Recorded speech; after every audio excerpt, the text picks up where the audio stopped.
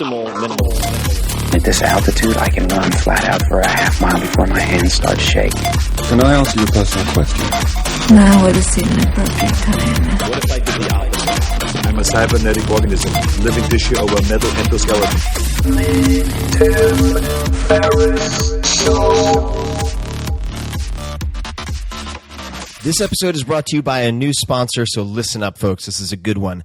Because have you ever wanted to be as powerful as a mullet-wearing ninja from a 1980s movie, or as flamboyant as Big Gay Al in South Park, or as sleek as a Black Panther in the Amazon on the hunt? Well, there's great news, because I've been testing this product that you wrap around your genitals and it makes you feel like a superhero. And it is called MeUndies. I've spent the last 2 to 3 weeks traveling with underwear from these guys, and they are comfy. I got to tell you, it feels like a geisha is giving your groin a hug. And it's not just for dudes, but if you go to MeUndies.com/Tim, that's MEUNDIES.com/Tim, you can see all of the underwear that I've been wearing. There's some pretty ridiculous ones, and I will also highlight my favorite. You'll probably be able to guess which it is. These underwear are made from micromodal, which is extruded from Austrian beechwood trees in the Alps. Yes, fancy. And it's 2 times softer than cotton, scientifically tested using the Kawabata method developed in Kyoto. You know those Japanese, very crafty. And I will say a few things. Number one, if you go to MeUndies.com/Tim, you get to see all of the spectacular underwear that I've been wearing, and I am a bit of an underwear connoisseur. Socks, fashion sense with sweatpants, not so much. Underwear, I understand. So check them out. And if you go to MeUndies.com/Tim, you will also be able to see lots of hot ladies wearing MeUndies, female underwear, and that's just a lot of goodness for both the men and the women out there. So check it out, MeUndies.com/Tim. I love these underwear, and I am going to be packing tonight, probably 6 to 12 pair to take with me to Australia. They're great. Check them out, MeUndies.com/Tim. This episode is brought to you by 99 Designs, your one-stop shop for all things graphic design related. I have used 99 Designs for everything from banner ads to book covers, including sketches and mock-ups that led to The 4-Hour Body, which later became #1 New York Times, #1 Wall Street Journal. And the brainstorming, a lot of it took place with designers from around the world. And here's how it works. Whether you need a t-shirt, a business card, a website, an app thumbnail, whatever it might be, you submit that project, and designers from around the world will send you sketches and mock-ups and designs. You choose your favorite, and you have an original that you love, or you get your money back. It's that straightforward. And many of you who are listening have already used it and created some amazing things that I'll be sharing in the future. But in the meantime, if you want to see some of my competitions, some of the book covers, as well as get a free $99 upgrade, go to 99designs.com/Tim. That's 99designs.com/Tim. Why, hello, thrillers, killers, and $100 billers. This is Tim Ferriss, and welcome to another episode of The Tim Ferriss Show. I've had a lot of whey protein. I've had a lot of supplementation, BCAAs, a few other goodies like synthetic ketones, and I am raring and roaring to go with this episode. So I don't want to give you too long of a prelude, but if you haven't joined me before on The Tim Ferriss Show, this entire program is about deconstructing excellence. It is about interviewing world-class performers, the best at what they do, to identify the rituals, routines, influences, books, tips and tools, and so on that you can use. So borrowing best practices from the best in the world. In this episode, we have a very fun guest.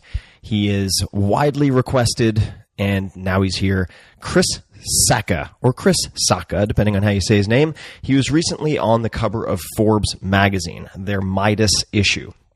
And the title says, Venture Cowboy, the 39-year-old behind Uber, Twitter, and Instagram might be the best angel ever. So why all the bad blood and burned bridges? And then the article, if you look inside, is titled, How Super Angel Chris Sacca Made Billions, Burned Bridges, and Crafted the Best Seed Portfolio Ever.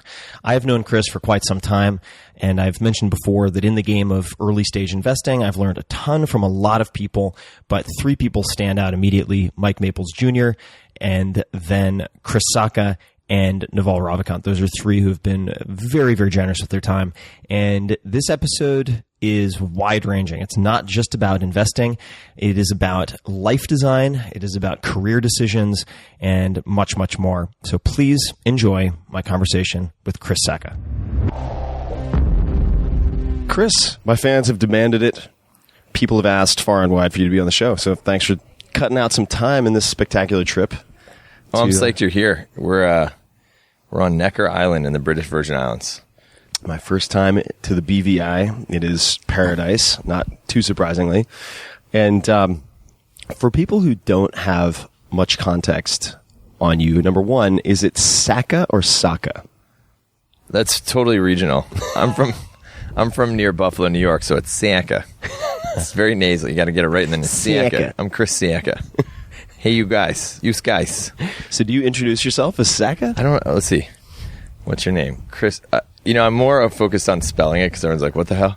So I'm like, S-A-C-C-A. But I guess it's Sacca. Chris Sacca. That's how it comes off my tongue. Yeah. All right, cool. And you grew up, like you said, on the East Coast. But let's do a quick, not entire retrospective, but to give people the present tense. What are you best known for? Aside from professionally or personally? Both. Aside from that amazing with my beard. wife. All three. So professionally, I'm known for being a venture capitalist, an angel investor turned venture capitalist. And I was one of the first investors in Twitter, one of the first investors in Uber, Instagram, Kickstarter, Docker, Optimizely, Lookout, Twilio. Just going down my unicorns. So you have this sort of unicorn radar, and you of course had the angel investing experience, and then you had your fund experience. Can you tell people a little bit about how that has gone for you? In terms of managing my funds, your first fund. I would assume that is one of the reasons why you were just recently on the cover of Forbes magazine in a horrifyingly gaudy shirt. We can talk about the shirt. No, so our first fund is turning out to. It looks like it might be the most successful fund in the history of venture capital. We had Twitter in there, we had Uber in there, Instagram's in there, Docker's still in there, Optimizely still in there. We had some very cool stuff like Zencoder was in there. So we've had some good deals that have gotten bought along the way, but it's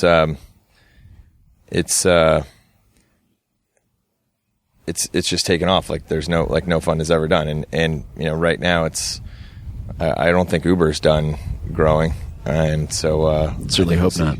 Yeah, so we're at somewhere around 250x multiple on the fund. That's amazing. And I'll start off. Some people have followed our friendship over the years, the endless heckling on Twitter. And I'm very sincere and authentic when I ask when you and Kevin Rose are going to release the podcast episode where you guys make out. And Kevin told me that was behind the paywall. It's the bonus wrestling footage. It's behind the paywall, and I think we have to wait until there's a slump in our careers. And then you're keeping that in your back pocket. We'll pull a Kardashian and reinvent ourselves. But the gratitude I want to express first before we get into things is multifold. So some people who've read The 4 Hour Body might recall that I mentioned you in that book for introducing me to Total Immersion, which was, I think, the first time we ever met. You brought it up. This was at the barbecue that K-Rose actually threw outside his apartment. And you said something along the lines of, when I described how bad I was at swimming and pretty much incapable of swimming, you said, I have the answer to your prayers, which I thought was a great response, which ended up being accurate in this case, and it was total immersion swimming. So I learned to swim for the first time properly in my 30s using that method. So thank you for that. And also, since the early days, have been a very open book when it came to talking to you about investing and advising. And of course, the legal notepad has been now transcribed into Evernote. So I have many Sacca files that are all very favorable. But how did you, what were some of your formative experiences growing up? Well, let me just talk to what you were just saying in terms of being, generous with first of all, the total immersion thing is like a religion. When you get it, you get it. Right. And I went from dragging my ass around the pool, just kicking too hard and paddling too hard, to when total immersion hit me, I could suddenly swim a couple miles and get bored. And so I was just there as an apostle, man. When you were like, I'm struggling with swimming, I was just geeking out. And the same way you can get going on lifting techniques and stuff like that, I'm like, you're in my world now. I'm gonna talk about swimming. But the same with the investing stuff. I mean, I was really lucky when it came time for me to get started as an investor. I had many guys there paying it forward and teaching me about the game. Guys like Josh Koppelman at First Round, Tony Conrad at True Ventures, really being generous with their time and helping me figure out what was going on. The guys at Industry Ventures were indispensable for me, Hans Swildens and his team. And so for me, when you came along and started asking questions about that, not only I feel like I was paying it forward again, but in the same way you and I never invest in a simple idea, the execution is everything. I don't feel like I'm really giving any secret away by telling you what the approach is. You still have to go execute on it, right? So I can give you my lens on how I think about this stuff, things other people have taught me, things I think I might have improved upon, etc. But I can lay that playbook on you. And if you're not good at this, you can't fake it. Right. And so I don't have any fear in kind of disclosing my secrets to B-teamers because they're not going to end up competing with me. In your case, you're good at it. And so it's become an incredible side business for you in addition to everything you do, with media.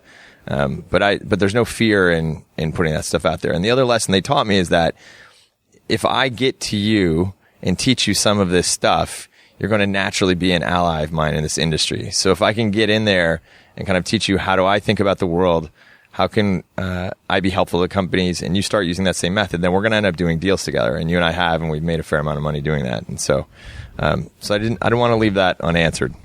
Well, it's really been fun to watch you sort of evolve and grow and experiment also in investing. And just coming back, we can rewind the clock back to your upbringing a little bit later on. But just since we're on the topic, what were some of the pieces of advice that you were given by, say, the guys that you mentioned or other people early on that helped you to approach early stage investing in a more intelligent way? Yeah, I mean, a couple of guys have said things that I've now taken in an amalgam and have codified. So I have rules for investing now that were definitely influenced by a lot of these guys giving me advice and things that I've now put to work. So one is only get involved in deals where I know I can personally impact the outcome. Now, there's no guarantee that I can take it from, X to sold or X to IPO, but I need to know that I can have a material impact to make something more likely to succeed.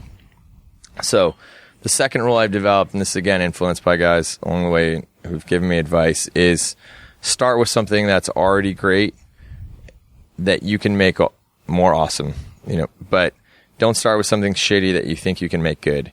And that's hard. Like when you work in a company, and a lot of your listeners I know work in big companies, you have to work on the shit that somebody hands you, right? So you're just dealt you're dealt the 2-7. You're like, well, okay, that's what the boss gave me. I got to play this hand out. When you get into investing, your default stance should be no, because most deals suck. Most deals won't make money. Most companies will fail. And the temptation always is you see your first deal and you're like, okay, I know I can be helpful to these guys. I know I can make this shitty thing better. And so your first few deals are always the worst. That's how I lost, $50,000 on my first deal. And I was just like, it's like 25% of what I had hypothetically allocated right. After 2 years. I was just like, oh my God. No, that's because you get in that room and you're like, okay, I know how I can make this thing better, right? And you forget that you need to start from something that's already independently pretty damn good and then make it better. So our third principle is give yourself a chance to get rich. And that was something that was influenced more by a lot of these fund investors who are like, hey, it's all well and good to throw $25K around into some of these deals, but most of them won't be home runs. Most of them won't turn into unicorns. Most of them are going to require a ton of work. A bunch of those will fail, but a bunch of them will be successful to the tune of doubling that money, but over years and years of work. And so I've sold companies. I sold a company to Amazon where I saw 3X on a $50,000 investment in a fund. By the time my fund got paid back and I got my part back and had been busting my ass in that company for a couple of years, like I barely had money left to buy the guy's dinner to celebrate the deal. And so that's another thing, is leaving ourselves enough room to benefit from scale, going in at prices that are low enough that if the company is as successful as we think it's going to be, we've given ourselves a chance to get rich. And then the fourth thing that I think we evolved internally, or that I involved, was just be proud of every deal. There's stuff that I've passed on that I just don't regret it at all. It seemed like maybe a good way to make money, but I don't have to explain to my kids that's how I made money. And so those are kind of the guiding principles that I think have been shaped. But categorically, what would some of those be? Mistyped domains. Right. So that's a great way to make money. People are stupid, and they mistype stuff all the time, and you can put ads on sites that don't really look like ads. Subscription businesses that make it impossible for you to cancel your subscription ever. The forced fulfillment. You can sign up. Continuity. Yeah, you can sign up online, but you need to send them a postcard, to cancel, like that kind of stuff. I see that stuff, right? People making unsubstantiated claims about the effectiveness of their stuff. This anonymous content stuff that was just going in bad places. So I just want to be really proud of our deals. And so those, I think, are some principles that have been shaped by a lot of these guys that give me advice along the way. When you meet with founders for the first time, is there anything that disqualifies them quickly? Are there certain sort of red flags that you look for? Yeah, so this has evolved over time. I've now been doing this for a while, and have done, over 100 deals, and have seen a bunch of those work out, and have seen a bunch of them not work out. And I read all the posts that my peers in the industry write, other VCs. Everyone's constantly stabbing at, hey, what is the rule? Like, how do you get into one of these meetings? So let me first have a couple parameters. One is, I almost only invest in things that are already live in production. Just no hypotheticals, no ideas. I think there might be one exception to that, and it was a particularly gifted entrepreneur that I already worked with before. But other than that, we look for stuff that is already actually being, that has users, that has that can demonstrate that the team is capable of building and launching stuff together and getting it out there into the market. But that said, the one thing that will turn me off right now is if I see that in the pitch, the founder is trying to convince themselves. If I can pick up on any hint that they don't in their marrow believe in this story, then it's no dice. As I look at all the most successful founders I've backed, the thing they have is inevitability of success. There are no conditional statements coming out of their mouths. There's no well, if it works, it would be rad. Instead, it's just always, you talk to Kevin System at Instagram when he was working on it himself. He was literally a sole guy working on the product. And he's like, so when we get to 50 million users, we'll roll out this other stuff. And you're just like, wait, what? He's just peering into the future, kind of looking through you into something in the future. And you're just like, I got to get along for the ride with this guy. The same thing when you talk to Evan Williams, when it comes to talking about the likelihood of success of his products, he just knows. He just knew Twitter would be a big thing. He knows Medium will be a big thing. He doesn't need to convince you of that right now. He just knows. You talk to Patrick and John Collison at Stripe, and of course they're building for this thing to be a big, dominant company, and it just will be. You've spent time with Travis. You're an investor in Uber. Was there any doubt at any time that Uber would dominate the planet? No doubt. There's no doubt. Can you just share? There's an anecdote. I think we probably talked about over drinks at some point, but the Wii Tennis. The Wii Tennis. Wii Tennis. Yeah. Could you tell the story? So it's please? A few years ago. We're up at my house, and we live up in the mountains in Truckee, and it was over the holidays, so my parents were there. I think it was actually New Year's Day. So Travis and I we have a tradition up there on New Year's Eve. We go snowshoeing at midnight and drink champagne out in the meadow and stuff. So I think we were it was a pretty rough morning, but Travis is sitting on the couch and my dad senses some weakness and he challenges him to a game of Wii Tennis. So on the Nintendo Wii, my dad's not a bad player. He's pretty good. So Travis is like, okay, Mr. Sacca, sure. And he picks up the controller and they play the first couple of games and they're tight games, but Travis wins them And my dad is there taking like full swings with the paddle, it's like breaking a little sweat. And Travis is still blurry from the night before, barely breaking his wrist, and he's beating my dad. And my dad's like, what the hell is this? And then there was that Inigo Montoya moment, Princess Bride style, where Travis turns to my dad and says, I'm sorry, but I'm not left-handed, or, I forget if it's left or right, but he switches hands with the controller. And the next 3 games, my dad never touches the ball. There were no points scored on any of Travis's serves. And I was like, what the hell is going on? Like, what is this? And after the torture got to me too much, Travis just says, well, let me take you to the global leaderboard. I'm sorry. I didn't mean to be holding out. And he goes to the global leaderboard, and Travis Kalanick was ranked number 2 in the world at Wii Tennis. In his spare time. Now, Uber was already a thing then. Like, that, literally, he was already building a startup. But he's just so obsessive, so competitive. And that's the thing, is we look across the portfolio at all the most kick-ass companies. That's something they just have right up front is that they're not hoping and praying for success. They know it's going to happen. Now, on that note, though, so to pull out two names, for instance, you have an Evan Williams, blogger, Twitter, Medium, etc. Then you have Travis. Personality-wise, at least from the outside looking in, very different personality types. And I bump into some investors who say, well, I only invest in merciless, sort of highly offensive meaning not defensive, CEOs. Then other people are like, no, I only invest in people who, like, I would watch my kids or whatever it might be. But what are the commonalities, or are there commonalities when you look across these founders for whom success and massive scale just seems predestined? What are the commonalities? Well, I think something. So we'll take Ev and Travis as examples, but across our most successful founders, let's use a Matt Mullenweg at WordPress. Mullenweg, That's a $1 billion company now, $1 billion plus. These guys are all incredible listeners. So when they do open their mouths, it can be bombastic and offensive and aggressive and in your face, but they're all incredible listeners. And I don't just mean in casual conversation. I mean, these guys go out of their way to interview other people. They really, if you catch Ev, he's got a notebook always. And if you ask him to see the first, last few pages of the notebook, he's just meeting with other people who's, billionaires and kind of leaders whose jobs might not overlap with his at all, but from whom he's learning. Voracious reader. Part of why Medium started was he was really back deep into long-form content when he took a break from Twitter. And so that guy is just constantly learning, studying.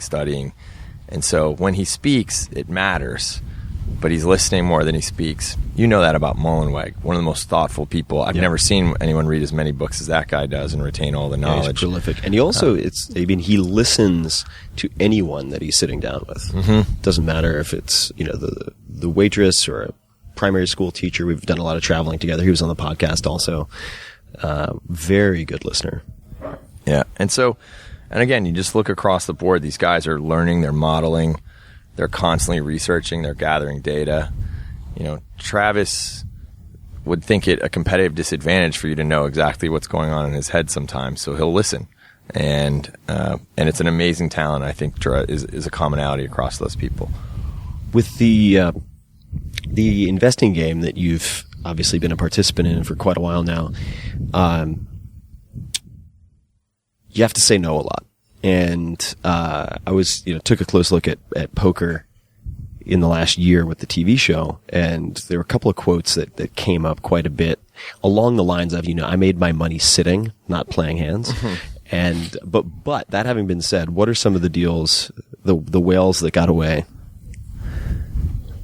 Yeah, so first of all, this is a rigged game, right? Mm-hmm. And I'm just looking to make it even more rigged. So for those who don't know, venture capital, it's totally unfair. People give me their money. I draw a management fee off it, so they pay me to take their money and invest it for them. If I make money, then I pay them back the management fee, and then after that, we split the profits, and I get a really big chunk of the profits.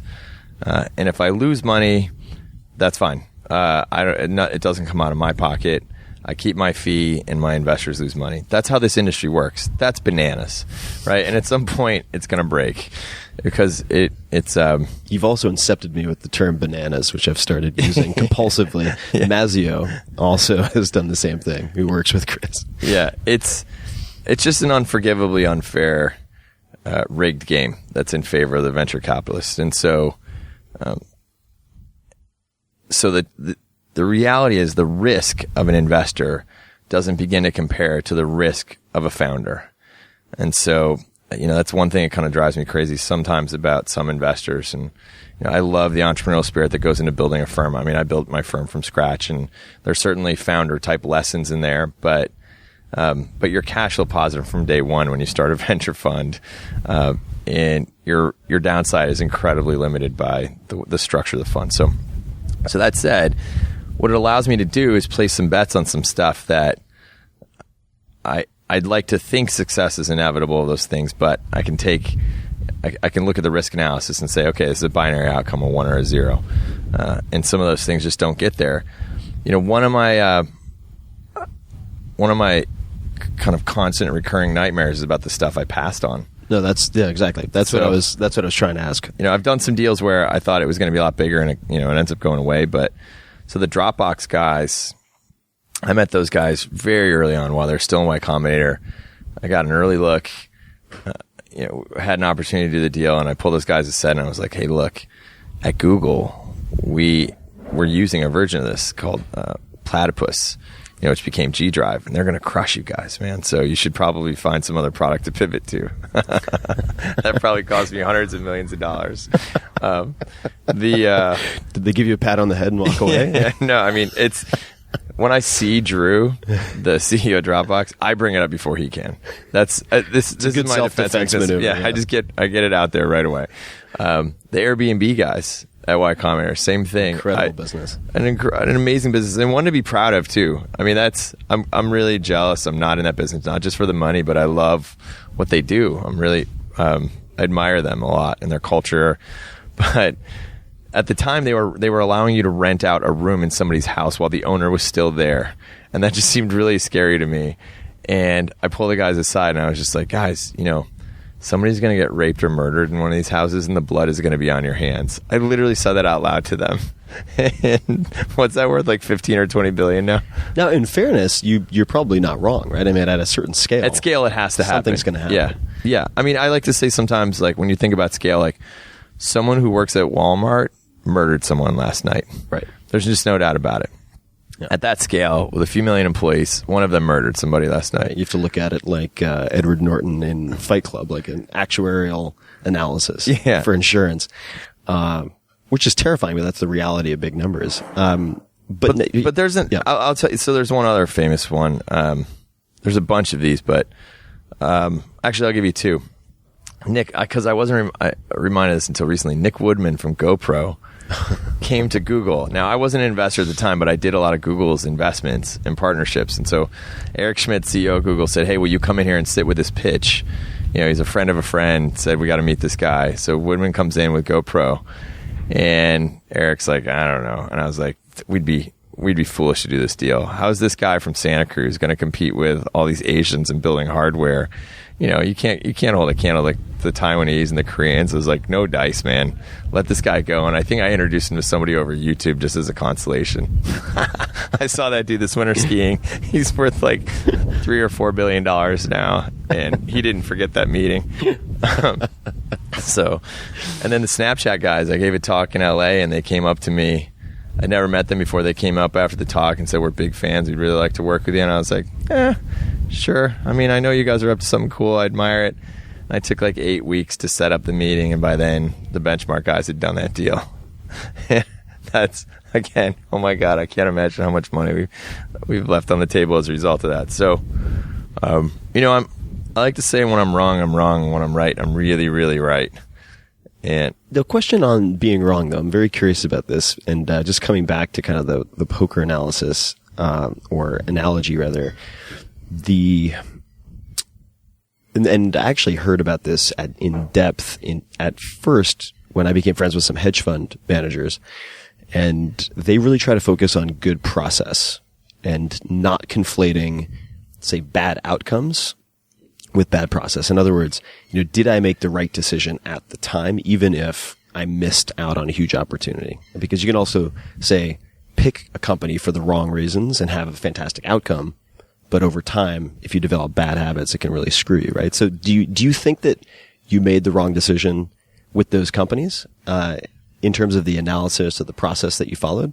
Or did you make the right decision based on your rules you've set up for yourself and you just missed out on a few opportunities, but also hit some home runs? The one thing that all those failures to invest, that they all have in common is that I let the negative case dominate my analysis of whether I should invest or not.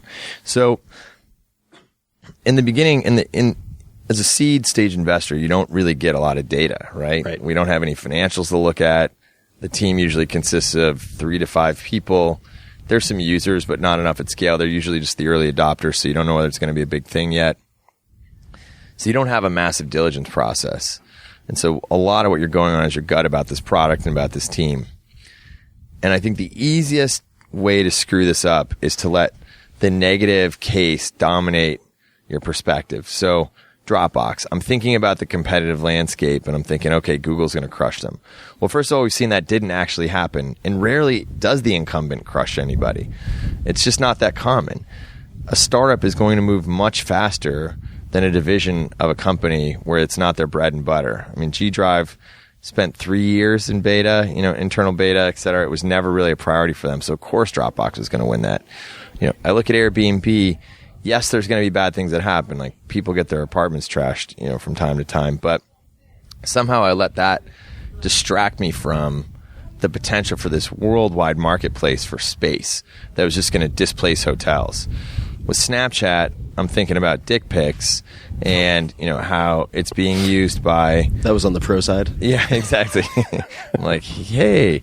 But no, I'm thinking about it's lame content. It's being used poorly by junior high girls and stuff like that who are exposing themselves. And there are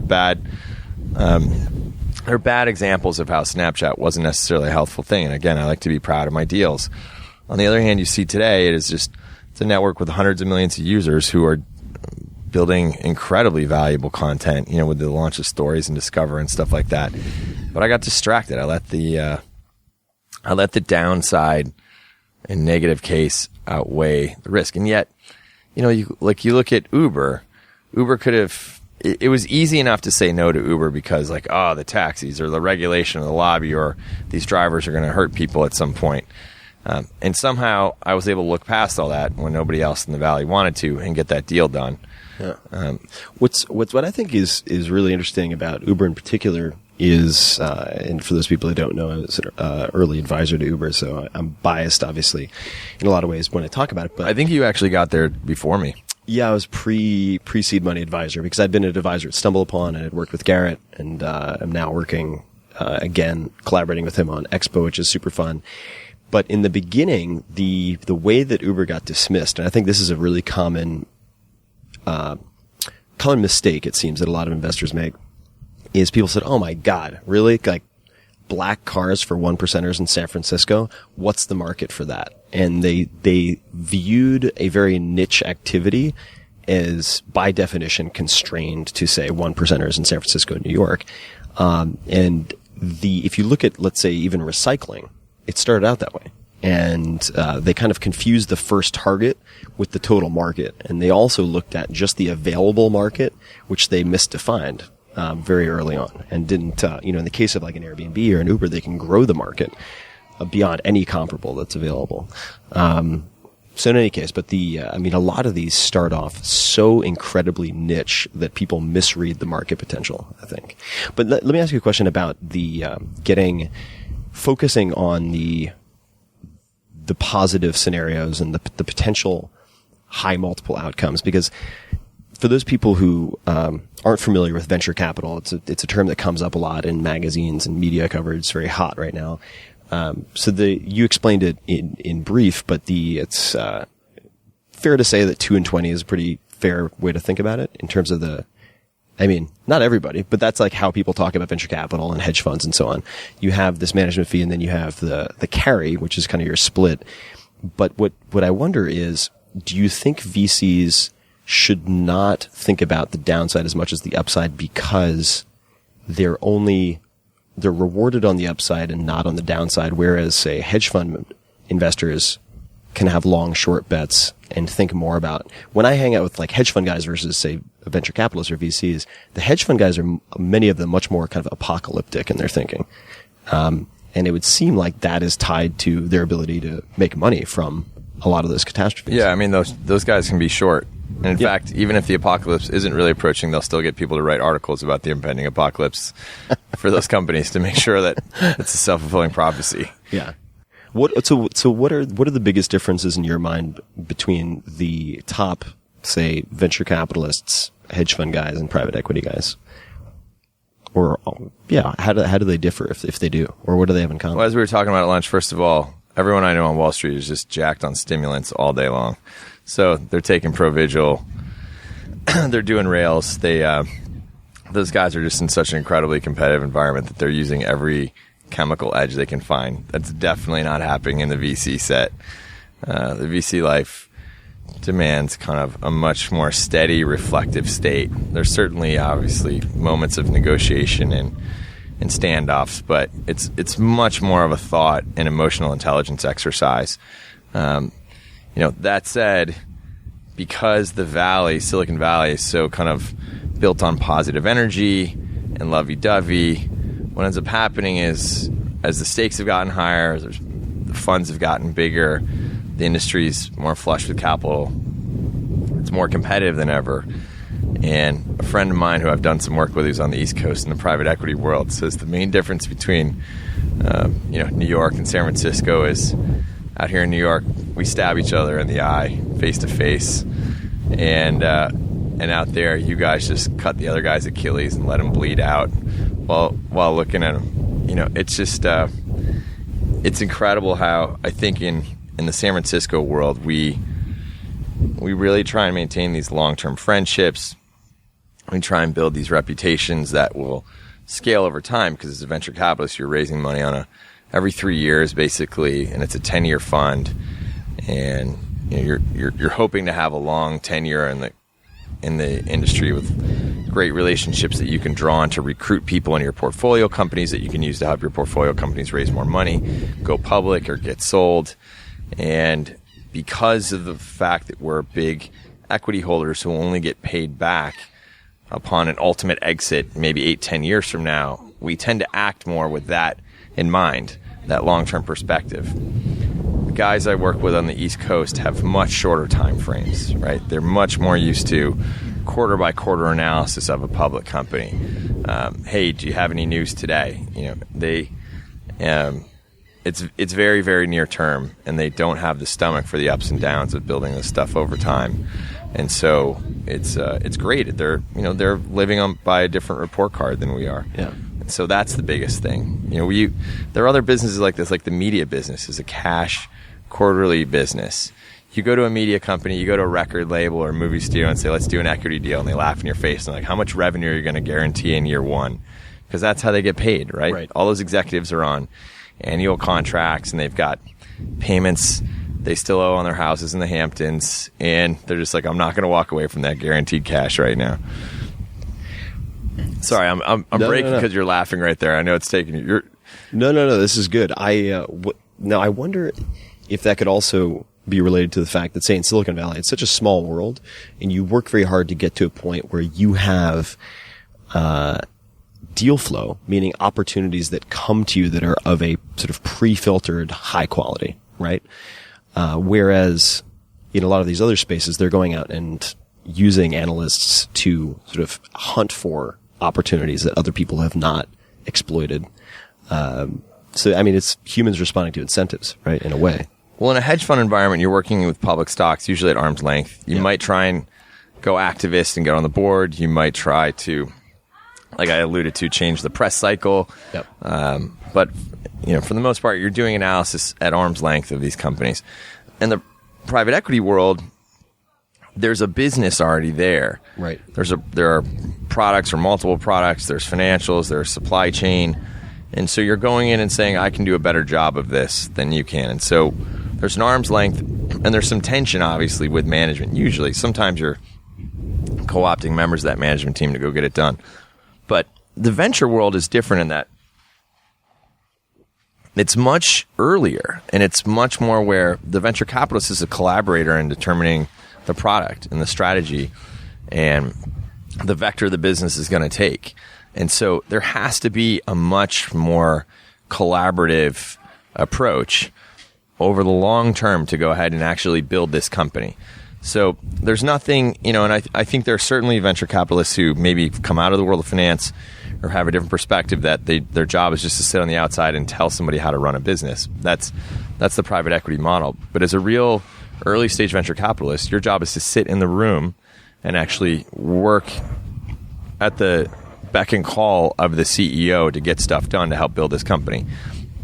Lend advice about product strategy, about go-to-market, about the design of the front page, how to staff up and bring in the next couple of members of the team, how to go about raising money, how to deal with your first PR cycles. And so that, I think, brings a much different person in the successful niche. Not necessarily the biggest self-promoter, not necessarily the most widely known person, et cetera, but somebody who actually can hustle to go ahead and, as we go back to what we talked to earlier, to tip the balance from something that's good to being totally awesome. Being great.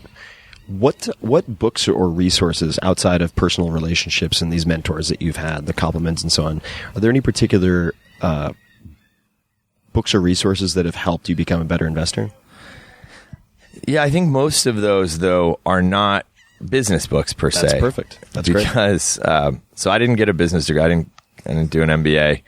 I took a couple of classes, and it was enough to show me it was a total farce. I did get a law degree, which is an even bigger farce, but that's for another episode. So I never had formal business training, and so I don't really. And I tried to look at a few of those like instant MBA books and stuff like that. I even bought some books on venture capital, and they're just so goofy. And by the way, part of that is because now we have so many great venture capitalist bloggers who are just an open book about the industry, who teach it. So Brad Feld comes to mind first. Fantastic. A longtime friend and mentor. Brad at Feld Thoughts, has done series over the years where he breaks down each aspect of a term sheet, how to understand it, and the deal documents. And this is what we think is important, and these are things we think could go away. Josh Koppelman and his team have done a lot of work on that. We've now seen Y Combinator and the guys at Fenwick and West and Cooley building templated documents that are really, really watered down and pro-entrepreneur, and just kind of have taken out a lot of the legacy bullshit that didn't need to be in those documents. And so there's a lot of this learning that can happen now without having to buy books and without having to go to school. And so that's been fantastic. But where I worry about the Valley and about investors as well as our entrepreneurs is in the development of everything off the ball a little bit. So you and I just turned 40 this week. That's why you're here. Happy birthday again. But as a 40-year-old, the people my age who were computer science majors in college, that was a major just like any other major. They still had to go get a summer job. They mowed lawns, waited tables. They had time in their curriculum to go study abroad, to volunteer. They had these really well-rounded lives. And so working with people my age and older at Google who are computer scientists was great, because they had not just these amazing math and science skills, but a diversity of experience that informed great product decisions, as well as just collegiality. What ended up happening is computer science degrees got so popular and so valuable that those kids didn't have to pay for school much anymore, and their only work experience was like TAing a class, not actually getting their ass kicked digging ditches or anything. And the curriculum was rigorous enough that these guys didn't get to go study abroad, and there was no opportunity to go do volunteer work and live in the developing world at all. And so as a result, I actually found we were starting to have a generation of not just entitled, people talk about the entitlement of the millennials when it comes to work ethic and stuff, but they weren't just entitled, but they just had such narrow band perspectives on the world. They were missing empathy, so they weren't able to put themselves in the shoes of the folks they might be building a product for, what the problems of a world might be. And so I am constantly looking for opportunities for myself and for the founders we work with to to broaden the scope that they have on the world such that they can build something on a more informed basis, an emotionally informed basis. So, I mean, I really think empathy isn't, it's a word that's been kind of reduced to signal like, oh, somebody's, somebody hurt their foot and I feel bad for them. Instead, I think much more poignantly, empathy is about, can I see the world through that person's lens? Can I figure out what matters to them? What are they afraid of? What's bothering them? What do they think is limiting them right now? What's their hope? And if I can do that, then it's a lot easier for me to build something for them and to sell it to them and to help them and to build a longer term partnership with that person. If you were giving a assignment to folks for books or experiences, just kind of a short list for people who want to develop that type of empathy, what would you put on the list? One of my favorite books that we give to most founders is Not Fade Away. I think it's like belly flop pic on the cover. Yeah, belly flop pic. A Short Life Well Lived. Story of Peter Barton. So first of all, just on a personal note, that guy's trajectory kind of followed mine. He was a ski bum who suddenly made it big in tech. He was on the board of Yahoo. He worked at Liberty Media.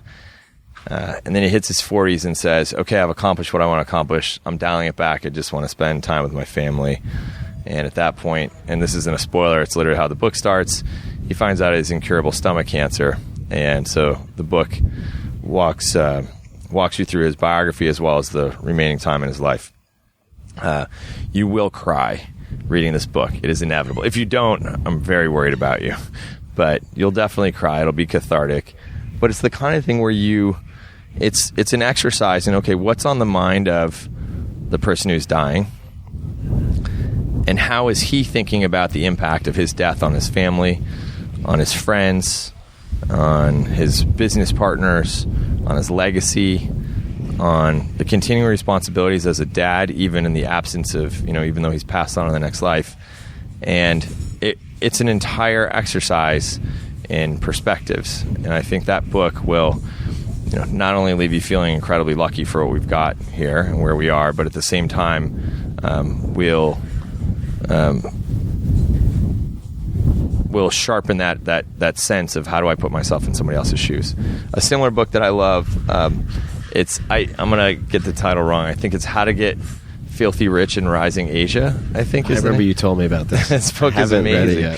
So it's written in the second person, which I don't know of another book like that, but it's just you. Like you wake up in this room almost like an old, like an old role player or something like that online. Right, like Dungeons and Dragons. Yeah, the DM is reading to you. You are in a room. There's a sarcophagus.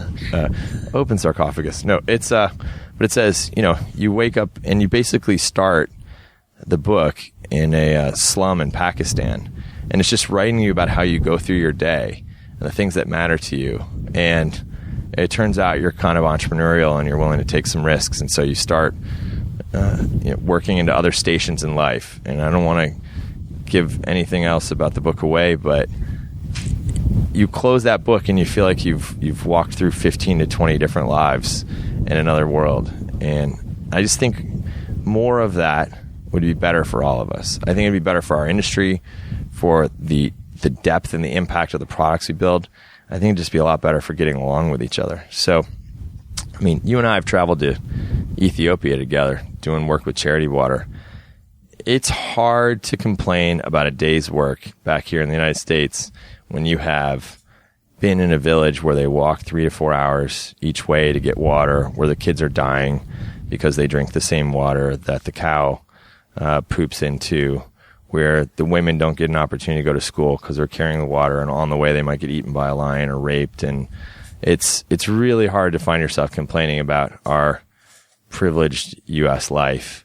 And that's something you could just tell working in a big company like Google. There were the people who would bitch and complain. And I'm like, really, this is a hard day. Microsoft launched a competitive product, and that's our horrible day.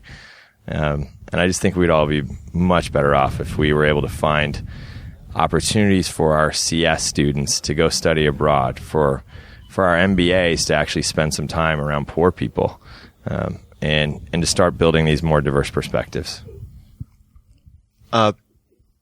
When you look back on, since it's the big 4-0, when you were 30, who came to mind most when you thought of the word successful? And now at 40, who is the person who most comes to mind when you think of the word successful? So 30, that's a really, let me think of where I was.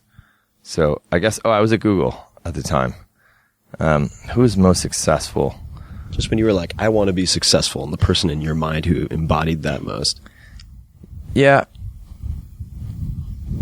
I always wanted to be at the center of the deal. And so at that point in my life, I still really admired, for instance, like a John Doerr or Mike Moritz. They were both on the board at Google. Brilliant guys who used their station in life to gather even smarter people to teach them about things. And then they would use their unique talents for storytelling and making composite kind of ideas come true to build companies. They became billionaires as a result. They had great families. They were just well respected by folks. I think I still, that was kind of my definition of success at that point. At 40, and what I think my journey from 30 to 40 was about, was to stop trying to define or build some kind of model or have some kind of role model out there and stop trying to define myself externally, because that's a distraction. So there are times when you're doing a deal with John Doerr, you're across the table or someone, you're like, hey, wait, that was fucked up. Like, you're supposed to be my hero, my idol, and I don't like that movie you just made or something like that, right? And I think, anyone I've ever put on a pedestal, I've just been disappointed by doing so. I'm sorry about that, by the way. Yeah. Oh, you have no idea how far you've fallen, Tim. But so I think for me, the exercise has been, how much am I going to define that for myself, not by looking at somebody else. I recently got to have dinner next to Bill and Melinda Gates, and I had been raised to hate him. Growing up at Google, he's a pretty evil person. And I was sitting next to him there, and I got a chance to basically interview him about how they have structured the foundation, how they think about which causes to take on, which challenges to tackle. And I walked out of there just deeply admiring their work. But I think I want to limit it to that and not get into, like, is he a great family man? Is he, he's still a son of a bitch when it comes to competing with him in software and his default browser and all his antitrust behavior. But I really, so I'm trying to look at people and find kind of one aspect of them that I like. But for the most part, I've had to decide, okay, what's really important to me? That's my wife and my kids. And I'm just not that social anymore. I just don't hang out with people that much. I don't go to conferences. I'm just not available for dinner. I would infinitely rather spend that time with them. And so that was a priority choice I had to make internally, not because I saw anybody else killing it that way. I think I reflected back on my own parents who opted out of much more accelerated career paths so they could spend way more time with me and my brother. And so that's a choice I had to make. But I will say, do you know about the journal I found in my garage? I do, and you should mention that. I have a quick, observation is, if I could spend more time with Crystal instead of me, I would do the same thing. We actually met before you and I met at Fairtex Kickboxing way back in the day.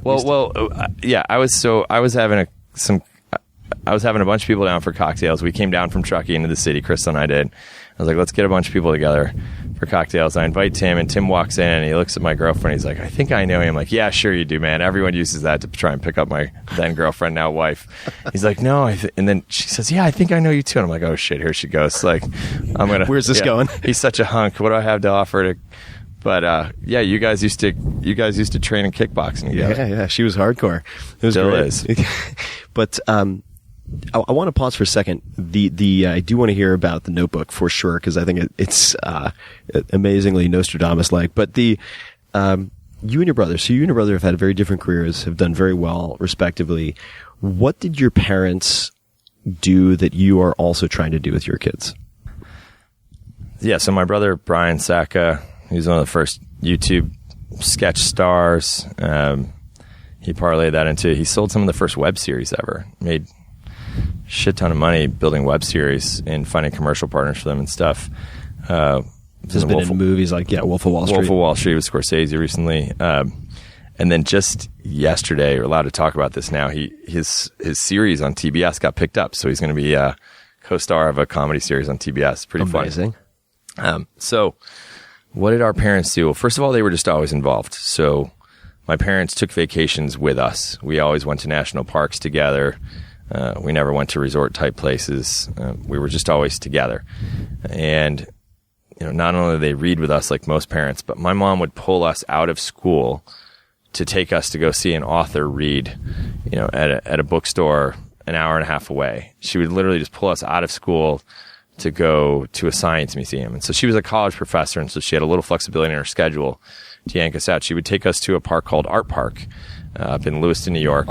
Art Park. Art Park. It's a state park in New York State, in Lewiston, New York, where the whole thing is dedicated to different art media. And so you can paint there, you can blow glass, you can watch a performing arts troupe, kind of vaudevillian theater and stuff. And in my parents' eyes, that was just as, or even maybe more important than going to the public school. And so I think that kind of enrichment and just being shown that people in all these walks of life were important and fascinating. I grew up where by the time I got to college, I had never heard of an investment banker. I didn't know that was a job. I'd been exposed to writers, to artists, to chefs, to musicians, to engineers, to lots of teachers, to lawyers, to doctors. But it was never, it wasn't necessarily driven in any particular way to kind of get us to a particular career at all. I will say there was something else my parents did that's pretty unique, and it was called, my brother and I referred to it as a sweet and sour summer. So my parents would send us for the... Sounds like a Chinese restaurant. They would, yeah. They would send us for the first half of the summer to an internship with a relative or friend of the family who had an interesting job. So at 12, I went and interned with my godbrother who was a lobbyist in D.C. So I would go along with him to pitch congressmen. I had one tie, and for work, I was a pretty good writer, so I'd write up one-page summaries of the bills we were pitching, and I would literally sit there with these congressmen with these filthy miles, the Alabama senator and stuff like that, and watch the pitch happen. And it was awesome. I learned so much. I think I built so much confidence and really honed my storytelling skills. But then from there, I would come home and work in a construction outfit with just a nasty, nasty job. I mean, whether it was hosing off the equipment that had been used to fix septic systems, gassing shit up, dragging shit around the yard, filling propane tanks, just being junior guy on the totem pole and quite literally getting my ass kicked by whichever parolee was angry at me that day, for minimum wage. I think it was part of their master plan, which is there's a world of cool opportunities out there for you, but let's build within you a sense of not just work ethic, but also a little kick in the ass by why you don't want to end up in one of these real jobs. And so let's see if you can find in yourself the drive to go and do whatever it is to. And did they choose, for instance, you had the introduction to say the godbrother, I think you said, for the lobbying. Did they also help organize the sour part two to each summer? Yeah, so that the guy who ran that construction company and equipment rental company is my dad's best friend. He was under strict orders to make sure we had the roughest day there. Special treatment. Yeah, it was. Yeah, we were treated especially shittily, so we were hammered there. And by the way, as a result, I know a lot about construction equipment. This is a superpower of mine. I can literally, from air compressors to ditch witches to anything you need, Milwaukee Sawzalls. I literally have incredible amounts of knowledge in that space. It also just reminded me of something you mentioned long ago, and I'm not sure if it's still true, but you said one of the things that you look for, and it's maybe not a disqualifier, but in founders, is a track record of having had at least one shitty job. Yeah. Yeah, well, I particularly look for that in hiring. So I want people who've lived, studied, traveled extensively abroad. I want people who've been exposed to poor people. And by the way, the live, study, travel, work extensively abroad is because you can get away with a very comfortable life in the United States as an English speaker, particularly as a white person. You never really have to ask for anybody's help. You're not being harassed by the police. It's pretty easy pickings. You find yourself overseas, particularly in a place with a non-Romance language where you can't make out the signs yourself, and you have to stop and ask for help from complete strangers. You literally have to be entirely vulnerable to people you've never met. And just expose yourself. And they could send you into a dark alley and beat the hell out of you and take your money. Or like most people on the planet, they'll be really nice and try to help you, even if you don't share a word of English in common. And I think there is something incredibly formative about that experience of having the humility that comes from having asked for help. The best managers in the world are people who are great at asking for help and realizing that makes them a more powerful CEO than a less powerful CEO, or more powerful manager than a less powerful manager. And so I look for people for whom athletics is a big part of their life. I don't think it needs to be team sports necessarily. I think you can be a great individual athlete. Maybe you train with other folks, et cetera. But I think it just shows not only some self-discipline, but also just a value on the introspection that comes with athletics. You actually care about yourself. And I think there's a little bit more balance in that life. I think it also teaches you to contend with losing and sort of viewing that as feedback and not some type of failure death sentence. Sure. And then seeing, I think, the temporary and how temporary pain is, and pain that is temporary, glory is forever. Yeah, no, it's true. So, I mean, I remember when I did an Ironman, and when I was doing that, and I had a fever that day, 103 degree fever, but my parents had traveled out to watch the race, and so I didn't want to not do it. And the Advil worked for like the swim and the first part of the bike, and then I was a mess. But I remember thinking, no matter what happens, I will be in my bed tonight. And this is a very, very temporary moment. In 2009, I rode my bike across the country, and I remember, it was 35 days of riding, basically 100 miles a day. I remember multiple days out there, I'm like, I will be in my bed tonight. And then in the other ear is this voice, and then I have to fucking do it again tomorrow. And I'm going to pull out a couple of random ones, but what historical figure do you most identify with? Buckminster Fuller. Why? And maybe you could give some context for people who don't know, who don't recognize Bucky. So Bucky is, I have a feeling if we went to his Wikipedia page, there'd be a paragraph of nouns describing this guy. He's a mathematician. He was a philosopher. He was an engineer. He was a poet.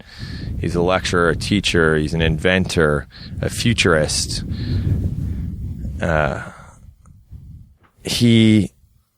He's one of the few people you will find that is willing to write the optimistic case for technology, that all this stuff isn't leading us to dystopia, that we actually are busting Malthus and the Malthusian kind of quandary wide open, that we now have the resources to feed everyone, clothe everyone, power everything without having to dig holes. The guy's, he passed away 30 years ago now, but there is an optimism to everything he writes there, that these machines aren't here to take over, that humans are good at heart.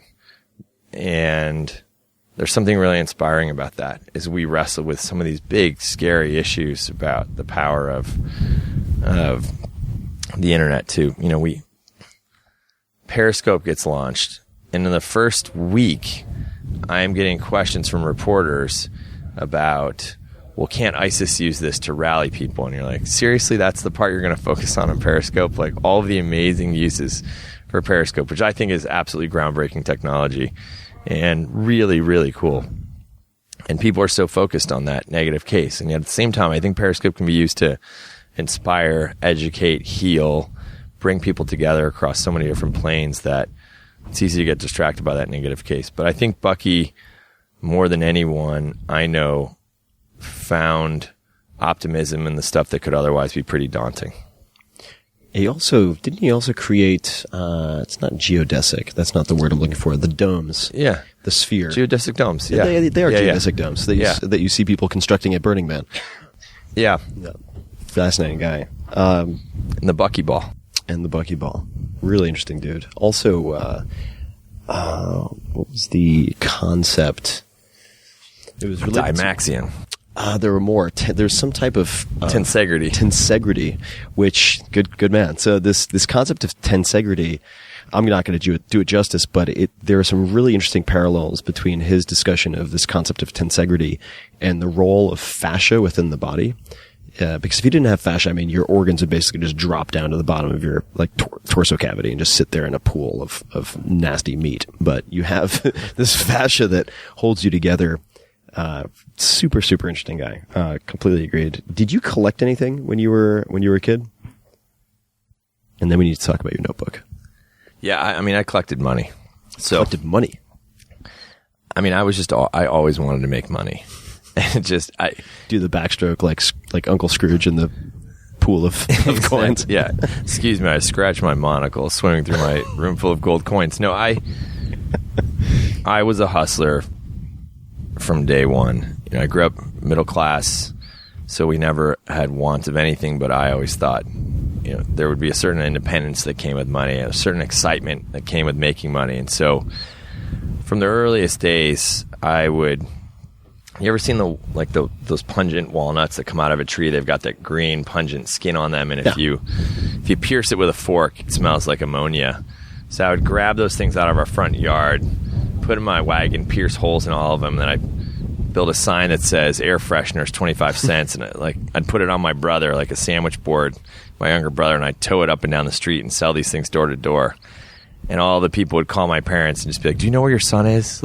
But they'd still buy them. So I'd clear like $3-4, come home richest 6-year-old in the neighborhood, and I just love that hustle. I was always going after. Was that something you were just pre-programmed to do, or did your parents facilitate that somehow? It's not either my parents' game at all. Like my mom is a really accomplished professor and an author in the field of education. My dad is an incredible small-town lawyer who, frankly, could have made a lot more money, but was constantly doing pro bono work for people in our town. He's an incredibly revered person with so much goodwill.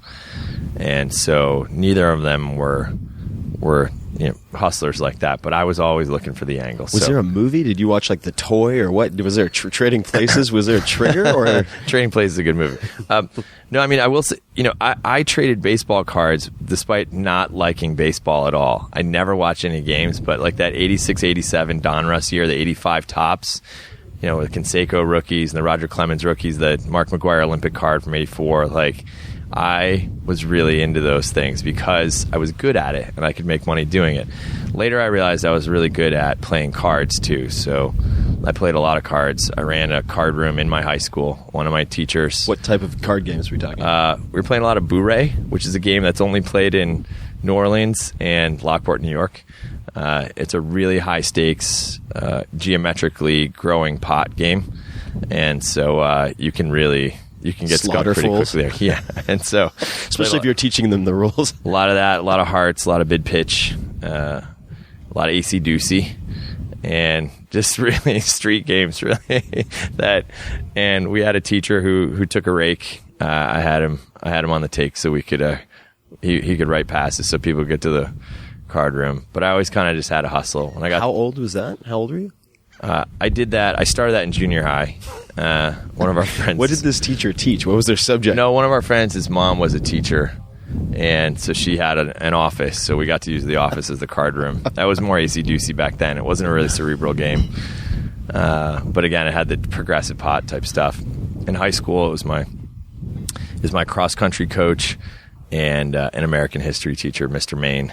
He was a gem. Man, that guy. He just knew that I wasn't cut out for public high school, and so he really helped me. So you've always had this hustle. I have to ask, and if you want to parry this one, feel free. But so I've heard these rumors that you got through law school without going to any classes.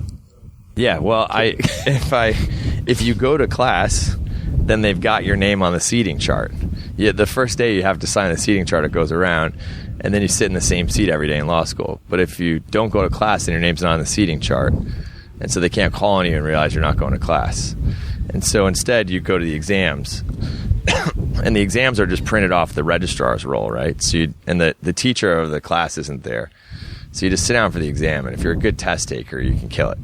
And I was amazing. I had some of the best grades in my law school. How did you orchestrate that? What was the method to the madness? Well, the funny thing is, unlike any other college class or MBA class, what's taught in the classroom in law school, A, has nothing to do with being a lawyer, and B, has very little to even do with the exam. It's such a joke, man. The Socratic method and stuff like that. I think there are some people who need to be taught to think linearly, pro, con, pro, con, pro, con. But I think by that point, I and my roommate Kevin Cody, who you've met, we're already there. Owen Brainerd of Brainerd Capital was the year ahead of us at Georgetown Law School, and he helped us realize this method. He's like the Tim Ferriss of Georgetown Law School. He helped us understand what was important, what wasn't. In my heart of hearts, I wasn't really there to be a lawyer. I think if I'd wanted to be a litigator, if I really wanted to go try things before the Supreme Court, then going to law school and actually attending a class and interacting would have been a great exercise. I went there because I thought it was my fastest path to a seat at the table in Silicon Valley.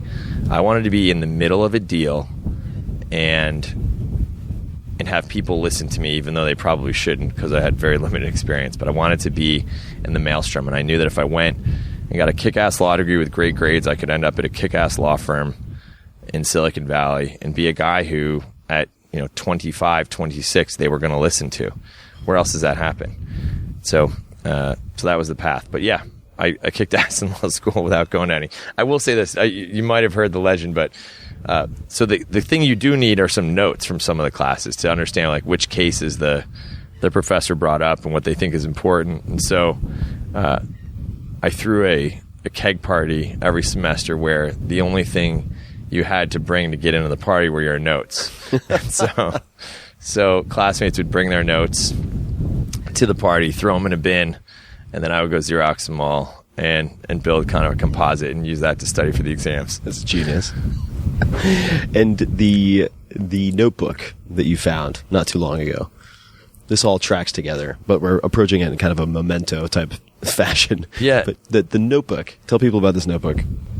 Yeah, it was funny. It was just 2 years ago I found this in my garage, and it's been weighing on me, and particularly this week turning 40.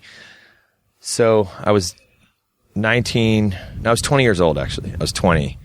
I was living in Ireland, going to school there. I spent 2 out of my 4 years abroad while at the School of Foreign Service at Georgetown, and so I'm living in Ireland, and there was an expat girl in one of my classes, and we were basically flirting with each other by taking a notebook and writing in 10 questions for the other person to answer, and then you get it back and you answer 10 questions and write 10 new questions. We'd pass back and forth while we were supposed to be studying like 20th century Irish film or something like that. And at one point, one of the questions was, what do you want to be when you grow up? So I'm 20. I'm living in Cork, Ireland. We basically would start drinking stout around 11:30 a.m. every day. It was like second and third meal was stout. And by that point, I'd still never heard of an investment banker. I definitely never heard of a venture capitalist. And so I just write in there, I said, I don't know what the job is called, but I know it's going to involve a lot of talking on the phone, a lot of negotiating, a lot of yelling at people, high risk, high reward, unbelievably high stakes. I'm going to do it part-time from the mountains, part-time from the beach, and whatever it is, I'm going to be done with it before I'm 40. And so 2 years ago, my wife and I are standing in our garage in our mountain house, cleaning it out because we're moving some stuff down to our beach house. And I find this old notebook, and I'm like, hey, look at this. And we're flipping through it, and I find that answer. I just really choked up.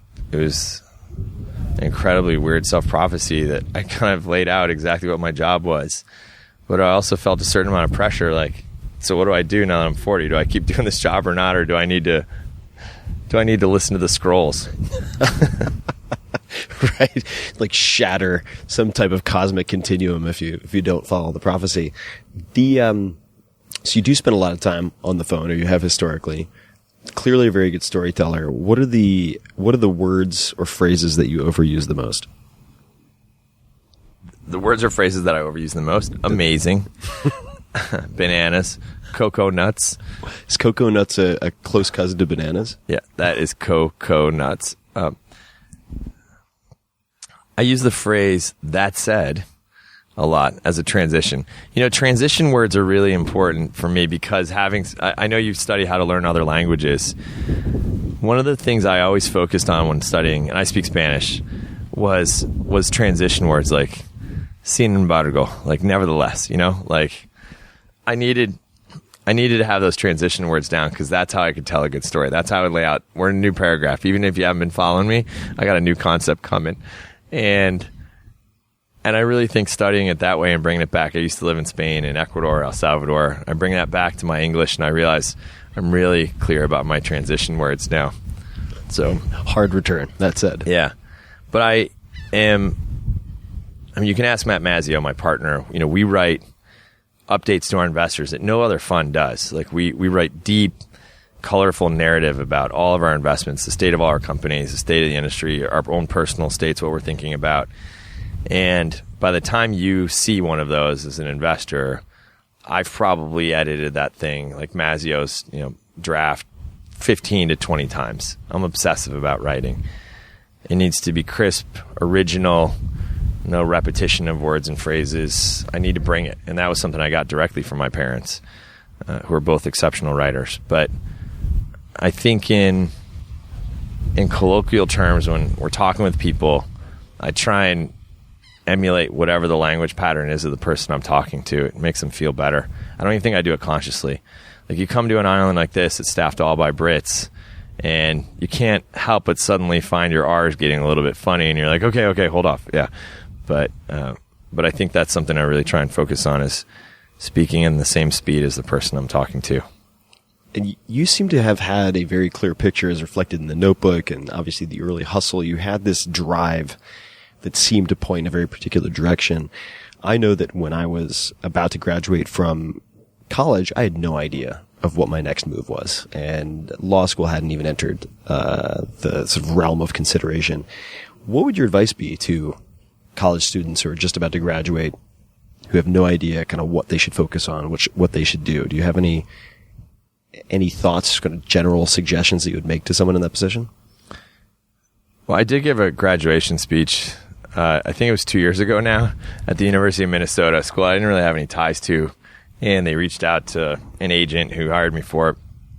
And that was daunting, right? Because I give speeches all the time, and it's usually to a room full of like Conoco executives in Kissimmee, Florida, and I'm just there for the check. But a graduation speech is intense. That's hopefully memorable, hopefully formative, hopefully you're talking to people who have incredibly open minds, and it's such a meaningful transition point in their lives. So everyone should go watch it. But what I focused on was be interesting.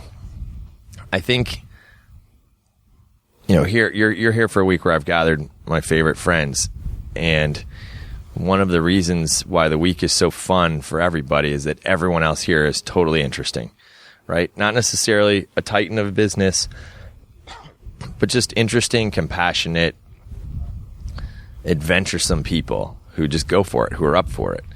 And I think as I look around who I've hired, who I like to work with, who I back, they're interesting. They're people you want to be around. You want to spend time with. You want to hear their answers. You want them to influence your thinking. You want them to push you a little bit to try things that you haven't tried. You want them to teach you. And if I could give advice to someone who feels like they're looking at a maze of opportunities and none of them is particularly presented, or they're not sure how they want to get ahead or distinguish themselves, I think pursuing a course of life that embraces interestingness. And by the way, I don't think people are born interesting. I think it's actually something you can accrue. Living abroad, volunteering for a group like Charity Water and going into the field, taking an actual service job, going in and talking to the people around you and having meaningful conversations, including the homeless people, including your neighbors and people who are actually working for wage, getting involved in politics briefly. I think I campaigned for Obama a couple times, and I was everything from one of his top fundraisers to I actually spent time in the field in Elko, Nevada, which put me into the mobile home living rooms of some of the poorest people in the country who somehow were supporting the Republican Party in that election. And it was surreal, but it gave me a life perspective that I don't think I would have had otherwise. So I think those kinds of things make for much more compelling people and will start to present career opportunities. So one question that I'd love to ask is, when you were sort of in your most recent sweet spot of wealth accumulation, whether that was related to what you did with Twitter or otherwise, were there any particular shifts or routines, habits that helped you sort of maintain that peak output or achieve what you did? Yeah, so, I mean, you know my personal story. So I've certainly been fortunate to make a bunch of money in the last few years. But in Bubble 1, I made a bunch of money, levered up, lost it all and a lot more, leaving me millions of dollars in the hole. Was able to work it back out to zero by 2005. And since then, a lot of work, a few ups and downs, but it's worked out pretty well. And it's looking good for the road ahead, too. So that said, I don't think there was any particular, I don't think I have a calendaring function or an email function or anything like that that's like a hack. As much as I would point to two things that I think shifted the nature of my business. One was that before I had really made any money at all, and before I had any business doing this, my then girlfriend, who's now my wife, Crystal, and I moved out of Silicon Valley up to Truckee. I mean, literally took ourselves out of the game as an angel and venture investor. Like, how do you manage a venture practice from up in Lake Tahoe? And yet what I realized was that being in the city, I was just playing defense the whole time. I was taking these coffee meetings, listening to these poor pitches, being friendly and kind of obliging people with their ideas. But I'd spend all day in these meetings and I'd get home and I'd be like, shit, I haven't actually accomplished anything. I would go to the cocktail and dinner parties I was invited to, but they weren't actually the people I wanted to spend the time with. And so I was just reacting to everything rather than actually going out and playing offense. And so Crystal and I moved up to Tahoe, and we quite literally built a list of people we wanted to know better. And we just started inviting them to come up and stay with us in Tahoe. You were definitely one of those people, right? And you came up and spent a lot of time with us there. I also started writing lists of the companies that I wanted to get to know better, and I just went in deep with them and asked them to come up to Tahoe. And so I was playing offense now, and I had a perfect excuse for why I couldn't get coffee with all the randoms. I'm like, hey, I'm sorry, I'm just not in San Francisco. I'm 3 hours away. There were a couple of obsessives who drove all the way up there, but for the most part, I was able to pick and choose the interactions that I thought were going to be most valuable to me, to my wife, and to my business. And that was a huge shift. And it was risky as hell because I couldn't even really afford the house we bought up there when we first bought it, $600,000 3-bedroom house. And I certainly didn't have a strong enough brand that I could afford to just walk away from the game. But I made a conscious decision to play offense from up there. And that worked out. I mean, I got to know guys like you really well. Travis spent a lot of time at our house, Evan Williams and Jason Goldman from the Twitter team. We had teams like, the Loku guys. It was a great deal. We sold to GoDaddy. We just had many, many teams as well as many friends. Ted Reingold, who founded our Doctor and Katzer, now COO at one of our hottest companies, InVenture, was a guy we got to know very well from staying at our house. David Yulovich, CEO and founder of OpenDNS, guy we got to know really well staying at our place in Truckee. And so these are people we just go deep with. Garrett Camp spent some time there. Just a really, really cool crew that I think we got to know way better and build much more meaningful relationships, breaking bread, making dinner, hiking, skiing, that kind of stuff. The second thing that I think was different was that after a couple years of trying to explain to people why Twitter was going to be a real business and why, people would look at it and be like, how are they ever going to make any money? And I'm like, man, if you don't see that. And so I finally just said, fuck it. I'm not here to convince you anymore. I'm just going to buy all your stock. And there was a bit that flipped for me. As a seed investor, you have to be very collaborative. You're constantly trying to get, basically bring people into your worldview and say, okay, do you see the future of this company? This is why you want to invest in this company in the Series A or Series B. This is why you want to buy it. This is why you want to work there. And I got so fed up with doing that on Twitter. I was just like, fuck it. If you can't see it anymore, then you don't deserve to make any money on this company. I was just like, just unhand the fucking shares. I'll take them.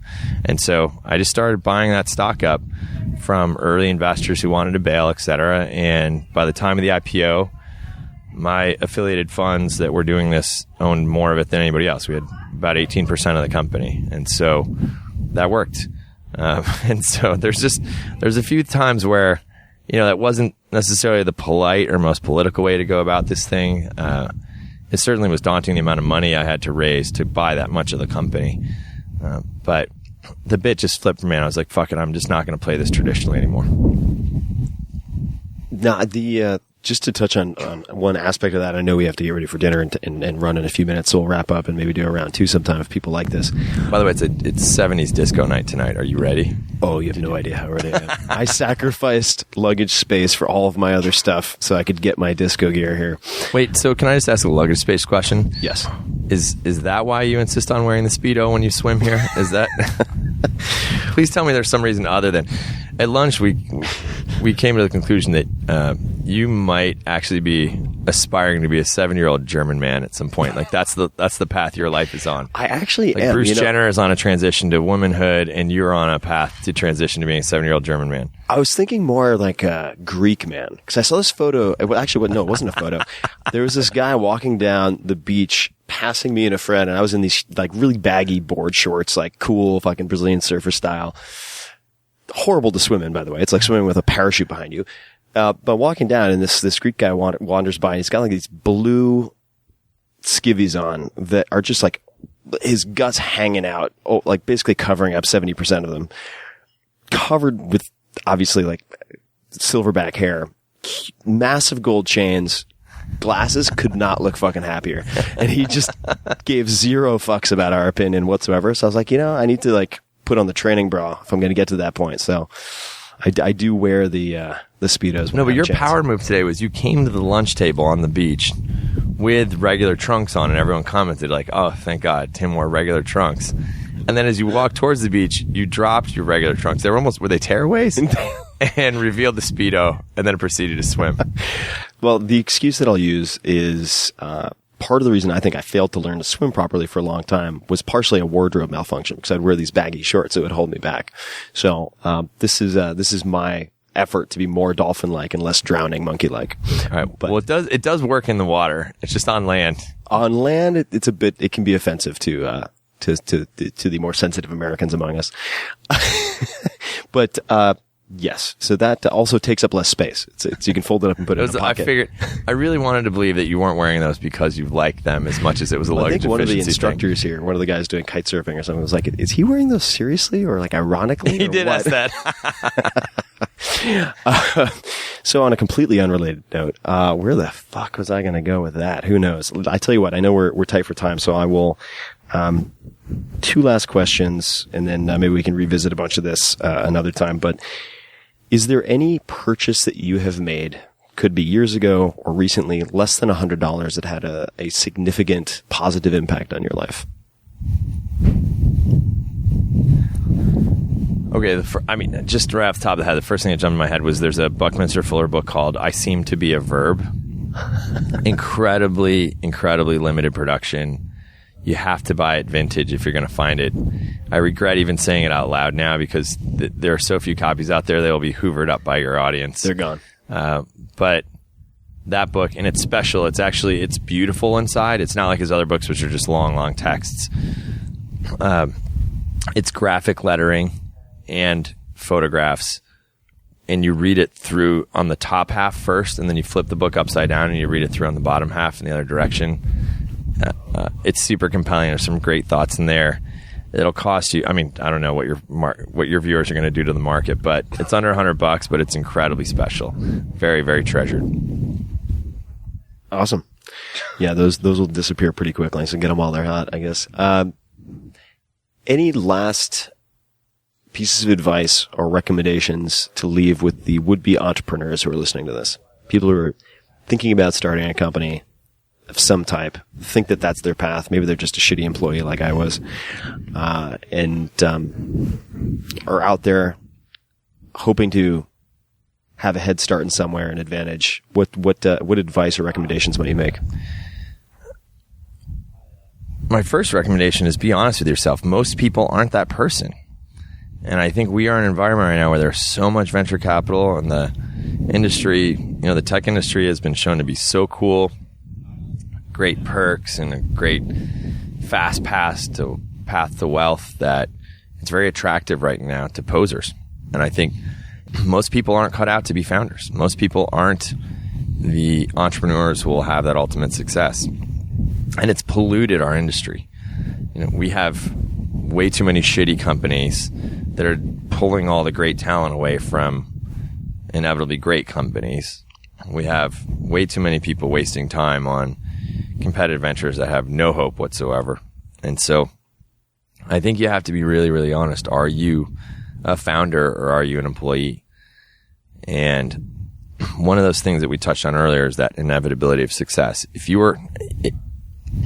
People ask me what went through my head when I lost $12 million in the matter of a week. And that was, and then another $4 million on top of that. Just a really highly levered public market bet, which went upside down in a crash.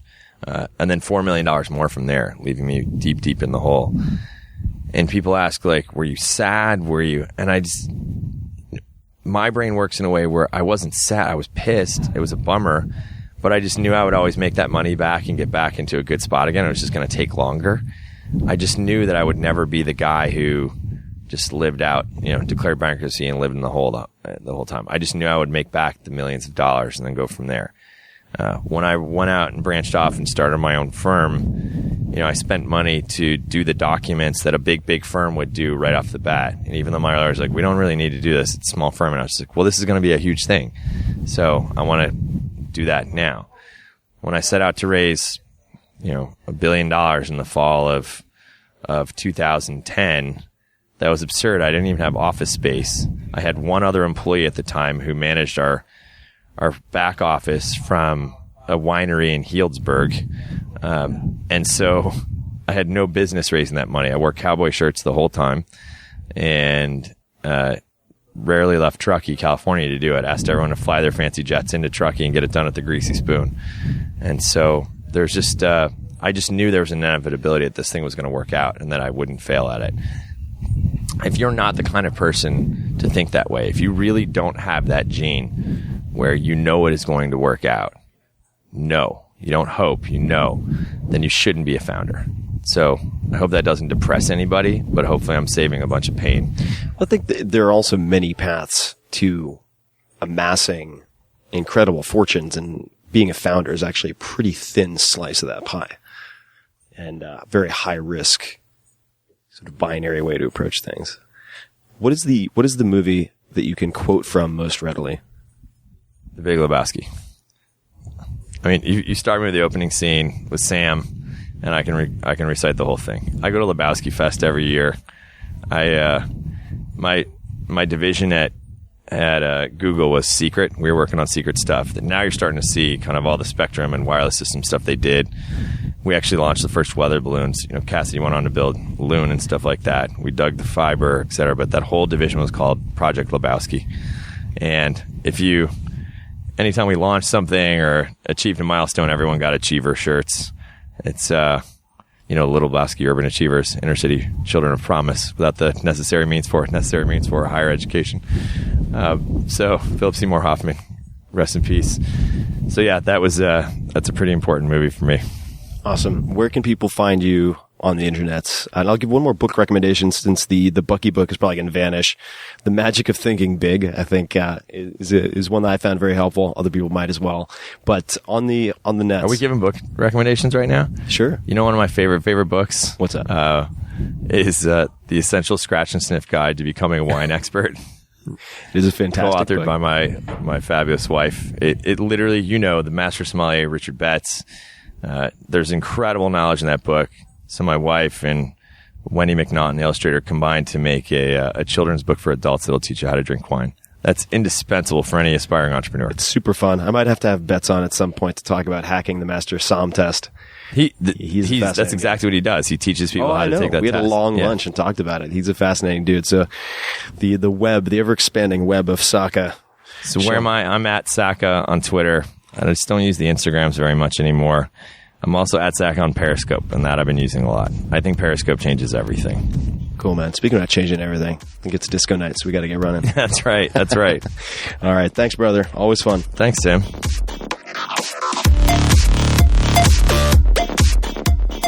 This episode is brought to you by 99 Designs, your one-stop shop for all things graphic design related. I have used 99 Designs for everything from banner ads to book covers, including sketches and mock-ups that led to The 4-Hour Body, which later became #1 New York Times, #1 Wall Street Journal. And the brainstorming, a lot of it took place with designers from around the world. And here's how it works. Whether you need a t-shirt, a business card, a website, an app thumbnail, whatever it might be, you submit that project, and designers from around the world will send you sketches and mock-ups and designs. You choose your favorite, and you have an original that you love, or you get your money back. It's that straightforward. And many of you who are listening have already used it and created some amazing things that I'll be sharing in the future. But in the meantime, if you want to see some of my competitions, some of the book covers, as well as get a free $99 upgrade, go to 99designs.com/Tim. That's 99designs.com/Tim. This episode is brought to you by a new sponsor, so listen up, folks. This is a good one. Because have you ever wanted to be as powerful as a mullet-wearing ninja from a 1980s movie, or as flamboyant as Big Gay Al in South Park, or as sleek as a Black Panther in the Amazon on the hunt? Well, there's great news, because I've been testing this product that you wrap around your genitals and it makes you feel like a superhero. And it is called MeUndies. I've spent the last 2 to 3 weeks traveling with underwear from these guys, and they are comfy. I gotta tell you, it feels like a geisha is giving your groin a hug. And it's not just for dudes, but if you go to MeUndies.com/Tim, that's MEUNDIES.com/Tim, you can see all of the underwear that I've been wearing. There's some pretty ridiculous ones, and I will also highlight my favorite. You'll probably be able to guess which it is. These underwear are made from micromodal, which is extruded from Austrian beechwood trees in the Alps. Yes, fancy. And it's 2 times softer than cotton, scientifically tested using the Kawabata method developed in Kyoto. You know those Japanese, very crafty. And I will say a few things. Number one, if you go to MeUndies.com/Tim, you get to see all of the spectacular underwear that I've been wearing, and I am a bit of an underwear connoisseur. Socks, fashion sense with sweatpants, not so much. Underwear, I understand. So check them out. And if you go to MeUndies.com/Tim, you will also be able to see lots of hot ladies wearing MeUndies. Female underwear, and that's just a lot of goodness for both the men and the women out there. So check it out, MeUndies.com/Tim. I love these underwear, and I am going to be packing tonight, probably 6 to 12 pair to take with me to Australia. They're great. Check them out, MeUndies.com/Tim. And until next time, thank you for listening.